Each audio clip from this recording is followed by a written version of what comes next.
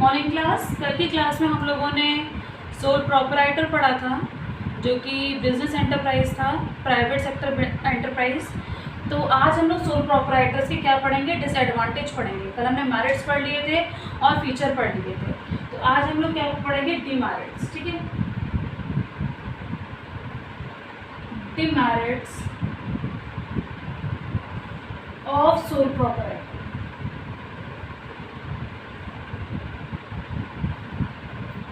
Demerits of sole proprietorship.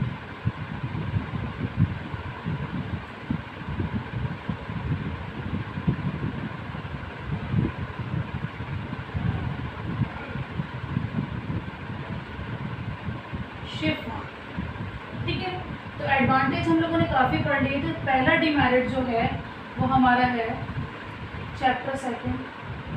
ठीक है, पहला जो डीमेरिट है वो हमारा है लिमिटेड रिसोर्सेज। ठीक है, इसमें लिमिटेड रिसोर्सेज होते हैं। लिमिटेड रिसोर्सेज मतलब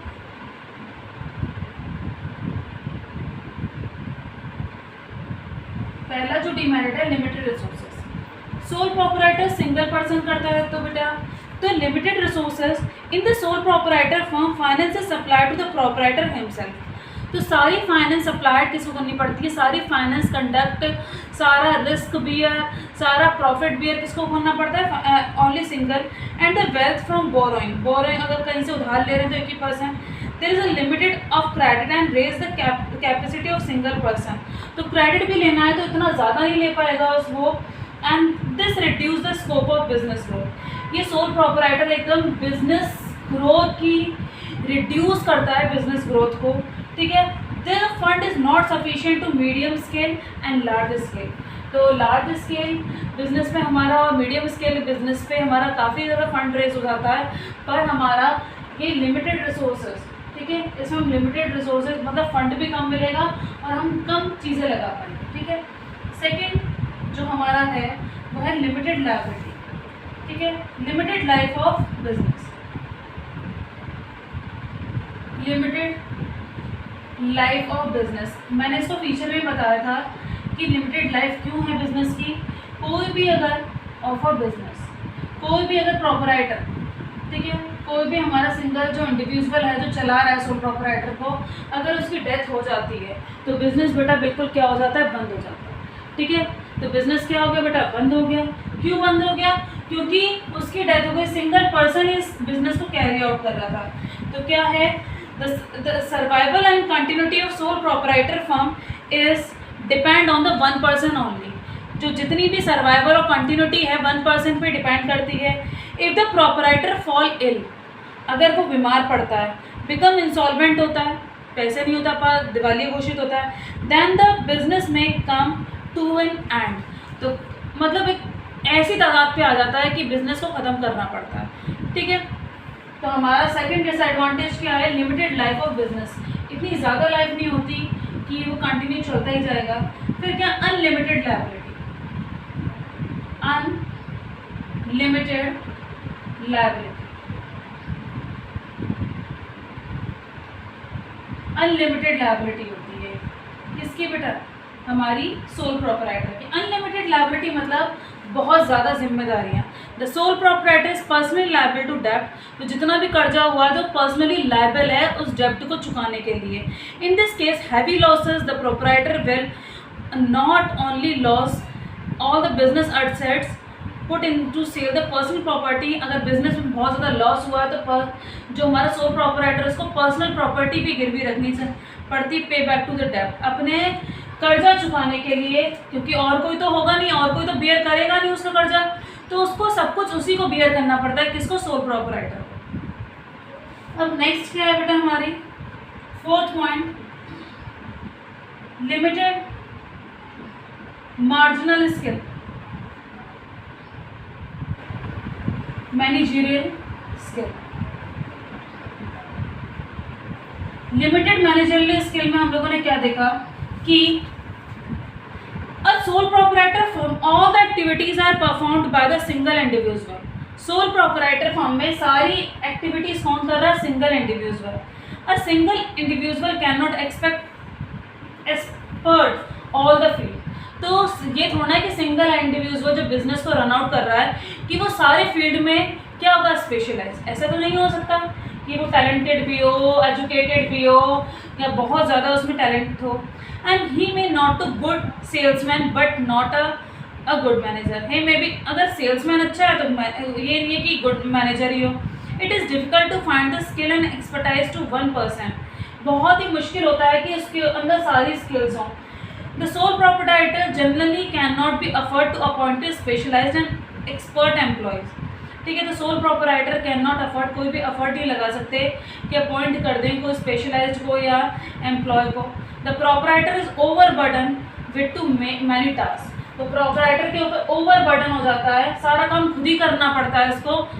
ठीक है, तो सोल प्रोप्राइटर के ये सारे डिसएडवांटेज हैं बेटा कि सोल प्रोप्राइटर फर्म में और क्या क्या चीज़ डिसएडवांटेज, कल हमने एडवांटेज पढ़े थे। इस बिजनेस से हमें कुछ एडवांटेज भी होते हैं, कुछ डिसएडवांटेज भी होते हैं। तो हमने सोल प्रोप्राइटर के बारे में काफ़ी कुछ पढ़ लिया कि सोल प्रोप्राइटर क्या था। सोल मतलब वन और प्रोप्राइटर मतलब ओनर। ठीक है, वन ओनर का जो बिजनेस चलता है that is called sole proprietor. आज हम दूसरे उसके बारे में पढ़ेंगे। जब तक क्वेश्चन दूसरा पढ़ेंगे, हिंदू अनडिवाइडेड फैमिली बिजनेस, जो कि आपने अभी तक कभी नहीं पढ़ा होगा। ठीक है, तो हम पढ़ेंगे हिंदू अनडिवाइडेड फैमिली बिजनेस। इसको कौन चलाता है, क्या होता है, ये हम सब चीज़ पढ़ेंगे। जो कि सेकंड है हमारा कौन सा बेटा, हिंदू अनडिवाइडेड फैमिली बिजनेस।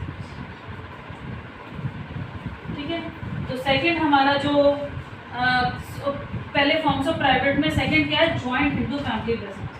ठीक है, तो इसको बोलते हैं हिंदू, क्या बोलते हैं बेटा, सेकंड जो हमारा बिजनेस है हिंदू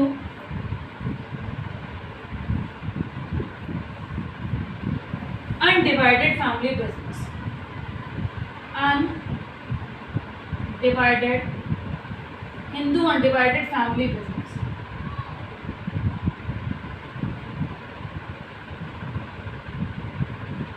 अनडिवाइडेड फैमिली बिजनेस।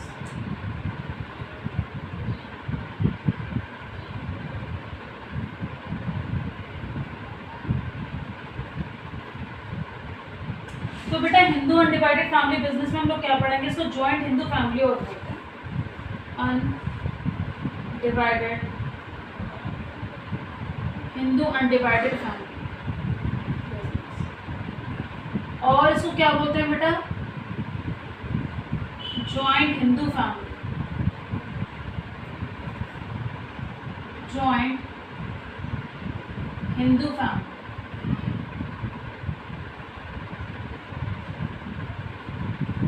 तो बेटा इस बिजनेस के बारे में हम लोग पढ़ते हैं, क्या कौन सा बिजनेस है।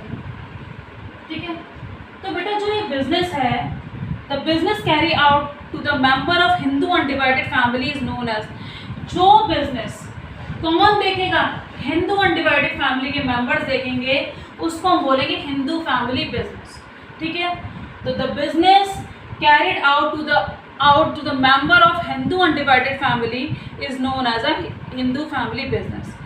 This kind of business is not governed by the industrial and company act. ऐसा कोई नहीं है कि इसमें कोई भी गवर्न करे इस बिजनेस को, कोई इंडस्ट्री, कोई company act, but is governed bye Hindu succession act. It is govern, कौन से सेशन से गवर्न होता है, it Hindu succession act. Hindu succession act,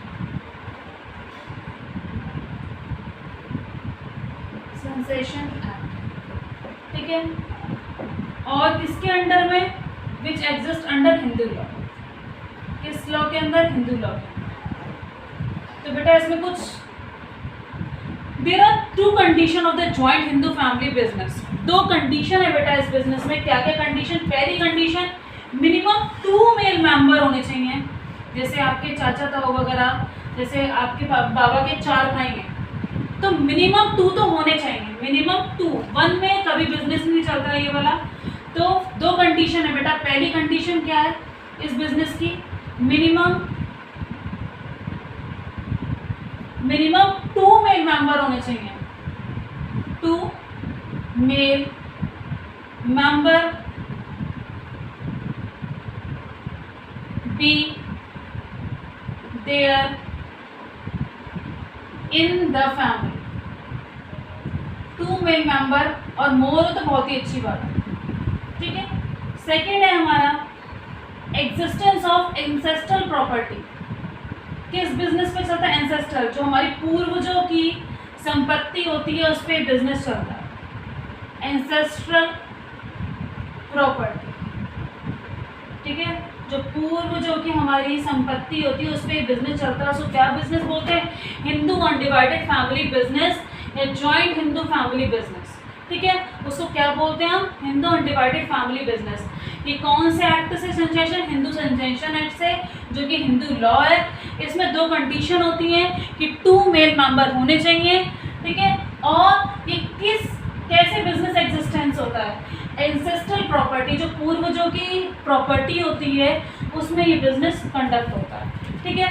पहला पॉइंट ये है the ancestral properties inherited to the male member of Hindu undivided family, ठीक है।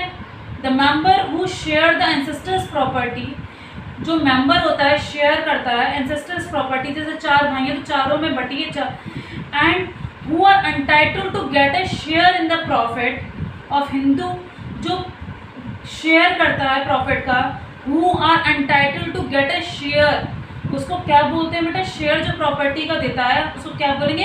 को पार्टनर्स, ठीक है। को पार्टनर्स कहलाए जाएंगे, को पार्टनर्स कहते हैं इसको, को पार्टनर्स, ठीक है। जिनको शेयर्स मिलेगा इस प्रॉपर्टी से उसको क्या बोलेंगे? को पार्टनर्स। हिंदू अनडिवाइडेड फैमिली के जो प्रॉफिट का शेयर मिलेगा उसको बोलेंगे Hindu family business is known as a co partners. को पार्टनर्स होते हैं जैसे 4 भाई हैं, ठीक है। चारों भाइयों में जो प्रॉफिट बटेगा एंसेस्टर्स प्रॉपर्टी का या कोई भी बिजनेस में, तो प्रॉफिट जो शेयर्स होगा जिनमें, ठीक है, उसको क्या बोलेंगे? को पार्टनर्स, ठीक है। अब क्या है बेटा? हम पढ़ेंगे feature of Hindu undivided family business, ठीक है। तो क्या था बेटा? Hindu undivided family, joint Hindu family, तो हिंदू सक्सेशन एक्ट के द्वारा ये बिजनेस चलता है, एंसेस्ट्रल प्रॉपर्टी के थ्रू ये बिजनेस चलता है, मिनिमम 2 मेंबर होने चाहिए इस बिजनेस में, ठीक है। अब इसके फीचर्स पढ़ेंगे हम लोग, ठीक है। फीचर्स क्या?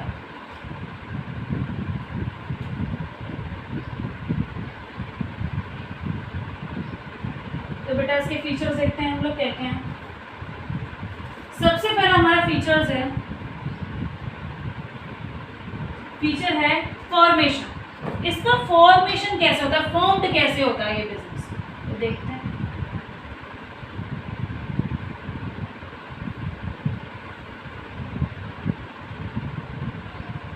फीचर्स, तो बिजनेस कैसे फॉर्म्ड होता है बेटा? देखते हैं।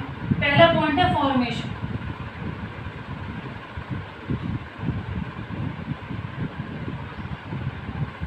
फॉर्मेशन में क्या देखेंगे हम? कैसे फॉर्म्ड हुआ हिंदू अनडिवाइडेड फैमिली बिजनेस। तो for the formation of joint Hindu family business, ठीक है, they should be at least 2 member in this family and ancestors property to be, ancestors property होनी चाहिए, ठीक है। एंसेस्टर्स प्रॉपर्टी होनी चाहिए, ठीक है। और क्या होना चाहिए बेटा? और हमारा joint Hindu family business form करने के लिए 2 मेल मेंबर होने चाहिए। Business does not require to agreement as member in by birth. Business एक तरीके से ऐसा नहीं है कि स्टार्ट कर दिया जाए। Business does not require any agreement of member, कोई एग्रीमेंट नहीं होता इस बिजनेस में बर्थ से ही। इट इज़ गवर्नड, पर ये गवर्नड होता है किससे? हिंदू सक्सेशन एक्ट 1956 में। जो हिंदू सक्सेशन एक्ट कब बना बेटा? हिंदू सक्सेशन एक्ट कब बना बेटा? 1956 में। तो इसका पहला फीचर है फॉर्मेशन। फॉर्मेशन करने के लिए ऐसा कुछ नहीं कंपलसरी होता। जॉइंट हिंदू फैमिली बिजनेस में 2 मेल मेंबर चाहिए, उनकी एंसेस्टर्स प्रॉपर्टी होनी चाहिए जो कि पूर्वजों की थी। Business does not require any agreement of membership by the birth. Business में कोई रिक्वायरमेंट नहीं है कि मेंबरशिप ऑफ बर्थ से ही। इसको कौन गवर्न करता है? हिंदू सक्सेशन एक्ट से गवर्न होती है जो कि 1956 में बना। लायबिलिटी कैसी होती है बेटा? इसमें लायबिलिटी जो जिम्मेदारी होती है वो किसके ऊपर होती है? लायबिलिटी, ठीक है। तो लायबिलिटी किसके ऊपर होती है इसमें? तो लायबिलिटी देखते हैं किसके ऊपर, लायबिलिटी होती है कर्ता, और कर्ता कौन होता है बेटा, senior most male member. The liability of कर्ता इज अनलिमिटेड। ठीक है, तो कर्ता कौन है, पढ़ते हैं कौन है कर्ता। जो कर्ता की लायबिलिटी होती है वो अनलिमिटेड होती है। क्यों होती है बेटा इसकी, कर्ता unlimited liability where the liability of all other member of joint Hindu family business is limited to the share of the business. The Karta liability is unlimited, so the personal assets can also be used to paying back the debt of the business. ठीक है, तो कर्ता कौन है बेटा, senior most male member आपकी family का, जैसे कि आपके ताऊ जी। ठीक है, तो इस बिजनेस में जो कर्ता होता है, जो मेल मेंबर होता है, senior most male member is known as karta. ठीक है, तो कर्ता की लायबिलिटी क्या होती है, अनलिमिटेड। ठीक है, अनलिमिटेड जिम्मेदारियां उसके ऊपर बहुत ज़्यादा होती हैं, और जो अदर मेंबर्स हैं हमारी बिजनेस में उनकी लायबिलिटी अनलिमिटेड होती है। ठीक है, तो karta liability is unlimited, so the personal assets can also be use to paying back. तो वो पर्सनल असेट्स यूज कर सकता है जब भी कोई घाटा हो गया हो बिजनेस में। ठीक है, जैसे कभी भी कोई घाटा हो जाए बिजनेस में, तो डेप्ट के लिए वो पर्सनल असेट्स को यूज कर सकता है। कौन, senior most male member is called कर्ता। ठीक है, तो हमारे 2 फीचर्स हो गए हिंदू अनडिवाइडेड फैमिली बिजनेस के। थर्ड फीचर जो है हमारा वो क्या है बेटा, कंट्रोल। ठीक है, कंट्रोल। अब कंट्रोल किसके ऊपर है बेटा, पूरा हिंदू अनडिवाइडेड फैमिली बिजनेस का।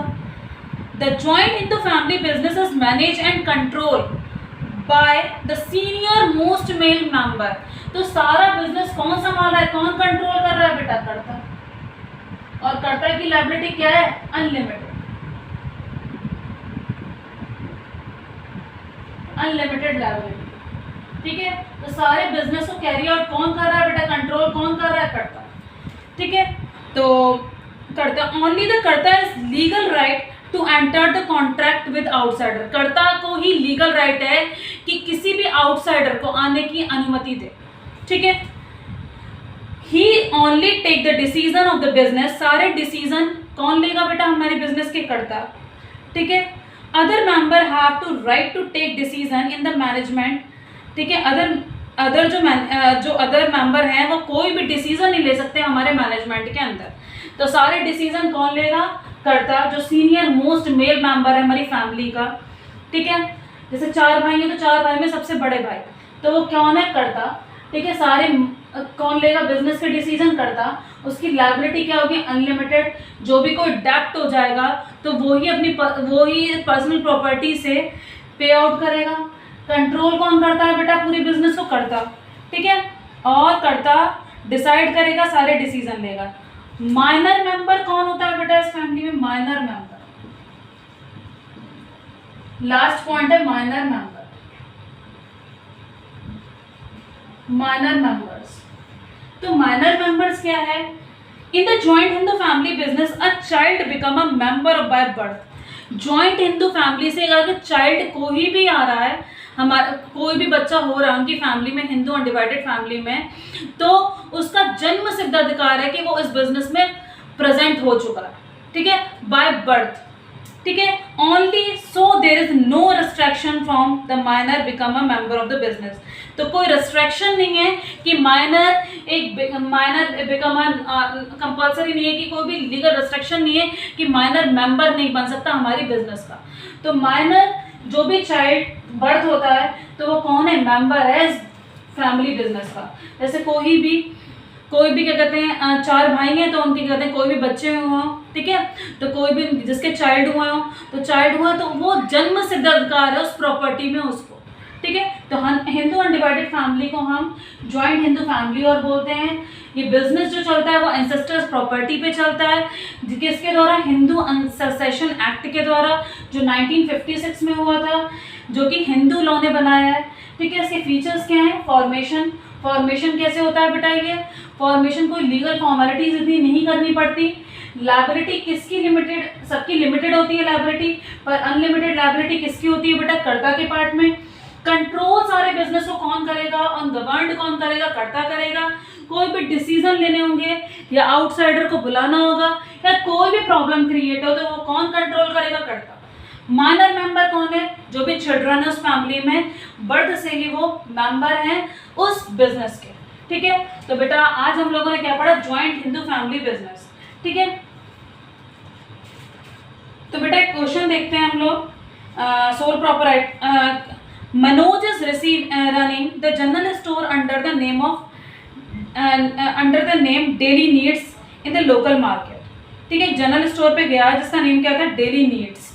ही take all decision about business himself. ठीक है, without any interference of other. वो मतलब एक जनरल स्टोर चला रहा है मनोज। ठीक है, डेली नीड के आइटम, डेली नीड उसका नेम क्या है? Daily needs. और वो सारे डिसीजन खुद लेता है without any interference of other, किसी की इंटरफेरेंस नहीं चाहता वो।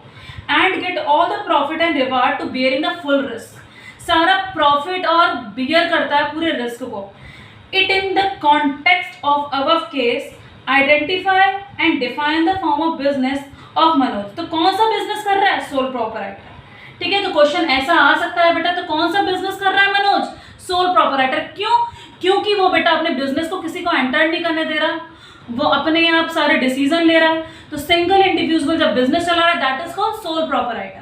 और हिंदू अनडिवाइडेड फैमिली के बारे में आज हम लोगों ने पढ़ा ही। ठीक है, तो नेक्स्ट है हमारा एनी 4 फीचर्स, राइट देम। सारे इसके 4 फीचर्स लिखने हैं। ठीक है, Shriram started a confectionery business a few years back due to the continue loss होता जा रहा था श्रीराम को कन्फेक्शनरी बिजनेस में।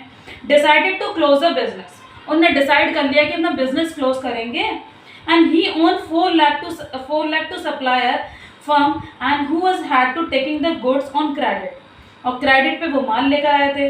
His business fund is unsufficient to repay the debt. 4 lakh रुपए का उधार हो गया उन पे, तो उनका बिजनेस इतना सफिशिएंट नहीं था कि पे नहीं कर पा रहा था उनका डेट, कर्जा। Can supplier recover the fund and from the personal asset Shriram as a business assets and insufficient to repay the debt and why not? तो ये सप्लायर कैन रिकवर द डेप्ट फ्रॉम द पर्सनल प्रॉपर्टी। तो supplier क्या कर रहा है बेटा? यह सप्लायर रीपे कर रहा है अपनी पर्सनल प्रॉपर्टी से। तो Shriram and he had sold the sole proprietor due to the feature of unlimited liability. क्यों? क्योंकि बेटा ये पार्टनरशिप नहीं है कि सब लोग मिलके पैसा दे देंगे। ठीक है, ये क्या है? सोल प्रॉपराइटर, सिंगल इंडिविजुअल को ही बियर करना पड़ेगा सारा रिस्क। तो क्वेश्चन ऐसे केस स्टडीज के आ सकते हैं बेटा। तो हिंदू अनडिवाइडेड फैमिली के बारे में आज हम लोगों ने पढ़ लिया। ठीक है, कल हम पढ़ते हैं कोपार्टनर्स के कल पढ़ते हैं हम लोग पार्टनरशिप के बारे में। ठीक है, तब तक के लिए goodbye, have a nice day.